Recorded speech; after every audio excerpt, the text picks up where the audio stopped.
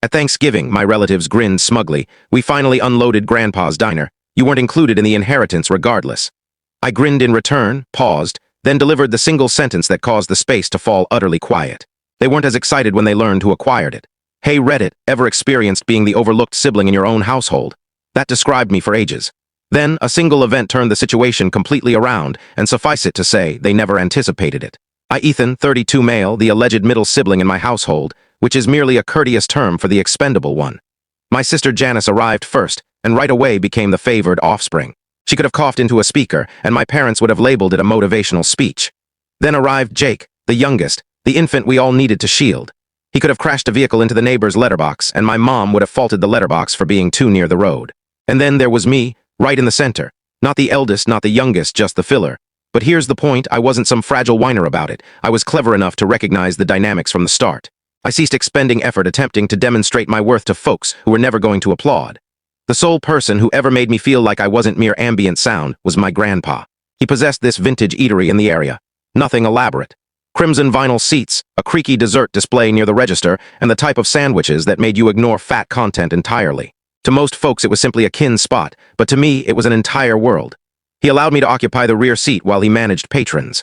I'd wrap utensils, replenish sauce containers, and he'd slip me potatoes when Mom wasn't nearby. He'd refer to me as his tiny supervisor and teach me things no child typically encounters. How to tally a cash drawer, how to detect a phony grin on a vendor, how to extend a buck without appearing frugal. Janice never bothered. Jake never endured more than 5 minutes before complaining about tedium. But me, I truly paid attention. I believe that's why he appreciated me. I wasn't present for complimentary meals or acclaim. I was simply present. Now don't misunderstand. My parents weren't villainous schemers. They were just misguided, privileged, and persuaded their views were absolute.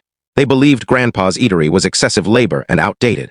My mom desired Janice to enter legal or governmental fields. My dad desired Jake to become the next star athlete. Meanwhile, their middle offspring was mastering how to compute earnings on tissue papers, and they dismissed it like I was doodling with markers. When Grandpa passed, I was in university out west, penniless, managing with borrowings and side gigs.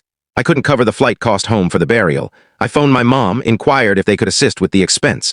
She remarked something like, "Ethan, you've always been self-reliant. You'll manage." Self-reliance, their preferred justification for disregard. What worsened it? They didn't even inform me the burial was shifted forward a day. I discovered from a message after he was already interred.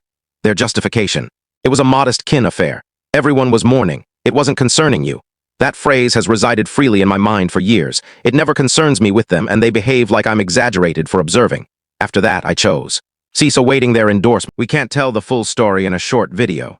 If you want to see the full story, click the link in the